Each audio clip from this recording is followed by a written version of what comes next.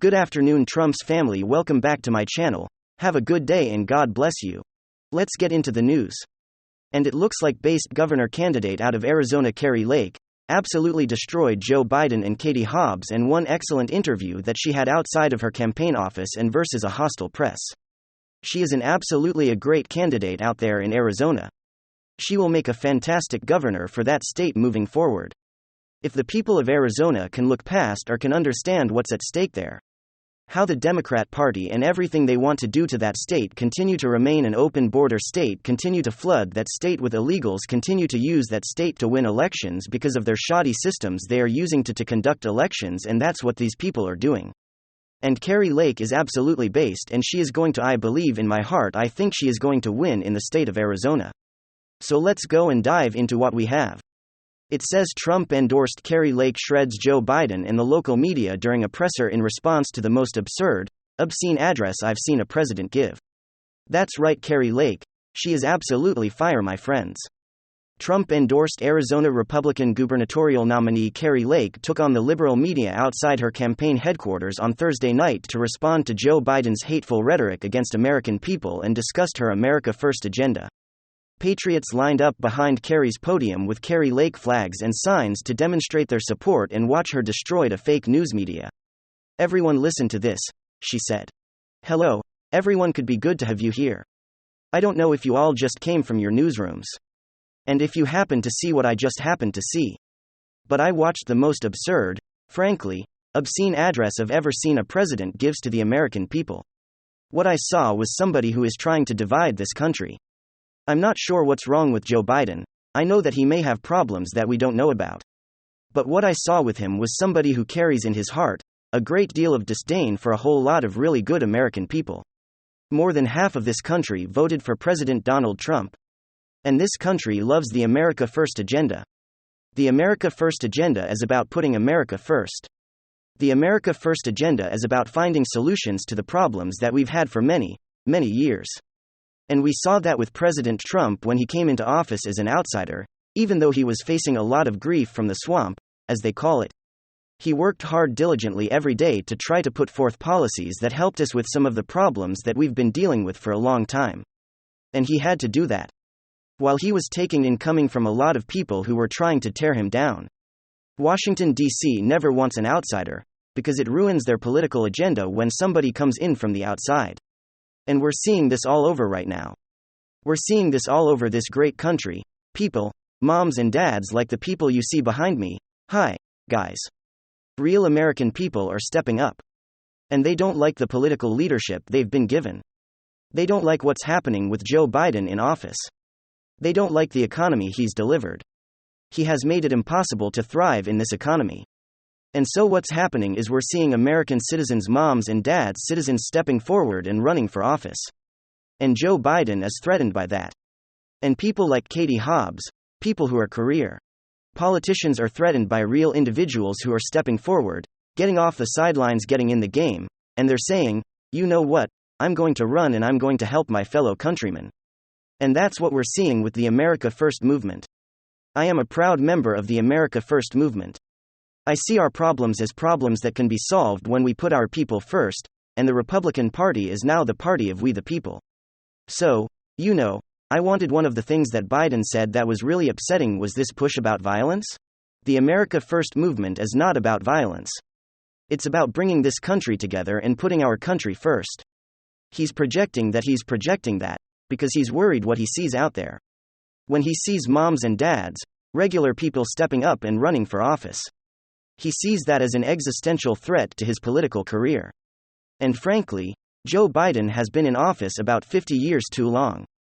It's time for Joe Biden to retire, but don't worry, because in 2022, and November, just a couple of months from now, we the people will be retiring a lot of these people, corrupt career politicians. We the people will vote and we will retire them with our vote. Okay, excellent response by Kari Lake. It's fantastic. Kari Lake is one based individual who will continue to fight for Arizona and the American people. I think she has a great chance of winning in the state of Arizona, and I hope to continue to see more of Kari. And then, we've been talking a whole lot about what the future of the Democrat Party looks like, what the future of the Republican Party looks like. I mean, We just got to be honest here. Donald Trump's not going to be here forever. And Joe hasn't been president. I mean, at least cognitively for the past 5 or 6 years. And of course, the discussion has been surrounding two specific figures, Ron DeSantis, representing the future of the Republican Party, and of course, Gavin Newsom from California, the governor of California, representing the next generation of Democrat leadership, and leftist pundits have been chiming in. They've been extremely confident, like they usually are, claiming that Gavin Newsom could easily take on Ron DeSantis. It wouldn't even be close. But actually, in the end, it turns out that Gavin Newsom may not be all that popular. Of course, we already know this. I mean, Gavin Newsom already faced a recall election. So his status as the leader of California has already been in question. The recall is a stain on his legacy and definitely an embarrassing moment. But speaking of embarrassing moments, this right here might take the cake. It turns out that not only is Gavin Newsom not as popular as Democrats want you to think he is, it turns out that Gavin Newsom is so incredibly unpopular that even his own family isn't supporting him and is in fact donating money directly to Ron DeSantis. His campaign. Yes, you heard that right. Gavin Newsom, his own in-laws, are now linked to a massive donation to Ron DeSantis.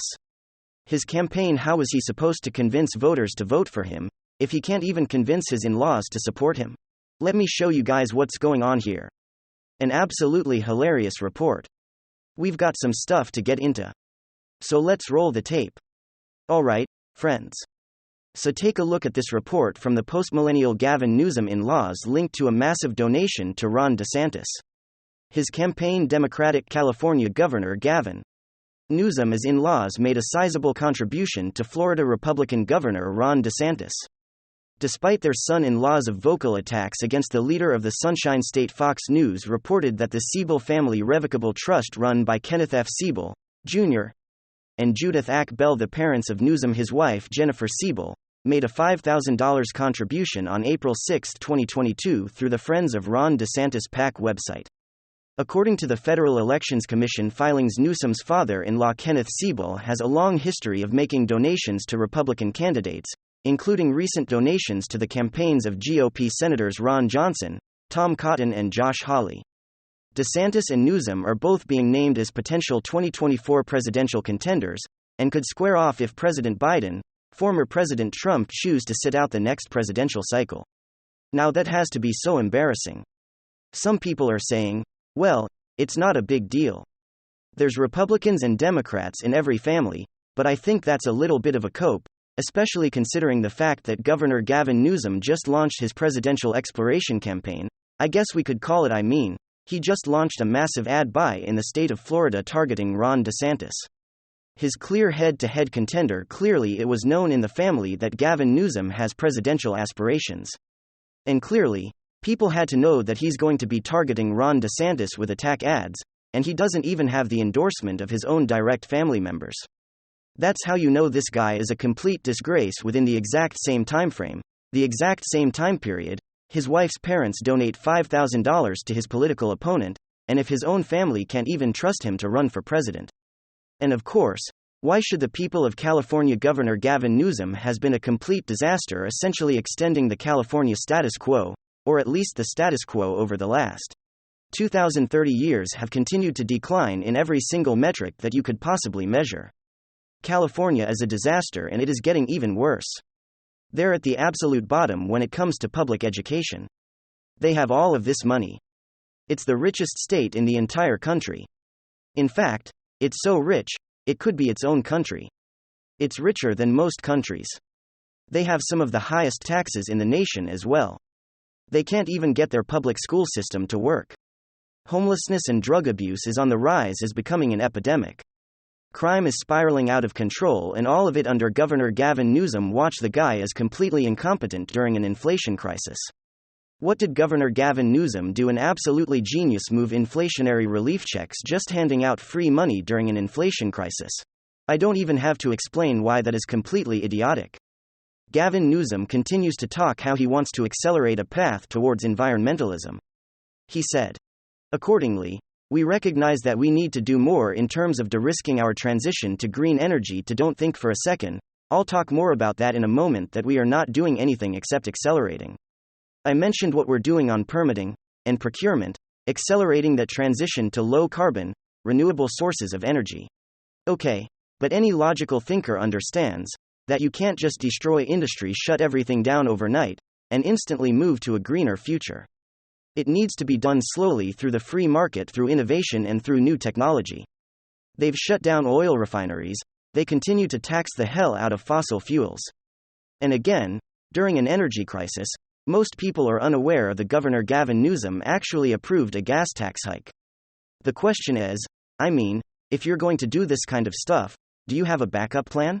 What's the alternative?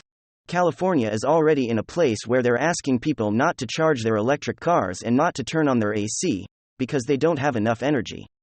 And so the question is, well, what's the alternative? Is there a backup plan here? And of course there isn't. Make these rash, crazy, on the spot, these impulsive decisions and deal with the consequences later. No wonder his own family is looking at Florida Governor Ron DeSantis and thinking, man, I really wish that was my governor. And honestly, I probably really wish that guy was my son-in-law too, because of course on the flip side, on the other coast, DeSantis-led Florida is rated number 1 in fiscal and economic freedom. They have the lowest unemployment rate. Gas is much lower than everywhere else in the nation. Businesses are thriving. People are moving in instead of fleeing, and with less economic activity and less taxpayer dollars collected. Florida is doing more. Florida's Governor Ron DeSantis is doing more with less. That is just a fact. And of course, probably the most important issue of all, really the biggest failure that doesn't get enough attention. The issue of education. Democrats talk a big game, but Democrats, cities and Democrat states are the ones representing the worst public schools and public school districts, the worst academic performance and the worst academic outcome. And over the last 2 years, Governor Gavin Newsom has made some very poor decisions that have set the most vulnerable young students back to yours when it comes to reading, math, and just basic skills and social skills that you learned from going to school. Of course, Florida was a trendsetter under the responsible leadership of Governor Ron DeSantis. The numbers speak for themselves, folks, and it again follows that exact same trend, doing less with more. California and of course, California Governor Gavin Newsom are the perfect example of incompetent, bloated government taking your money and giving you absolutely nothing in return. And of course, Ron DeSantis and Florida are the perfect embodiment of efficiency, great quality, on schedule and under budget, and it's no wonder why Governor Gavin Newsom isn't even doing that well against Ron DeSantis in a head-to-head matchup in his own state with his own voters.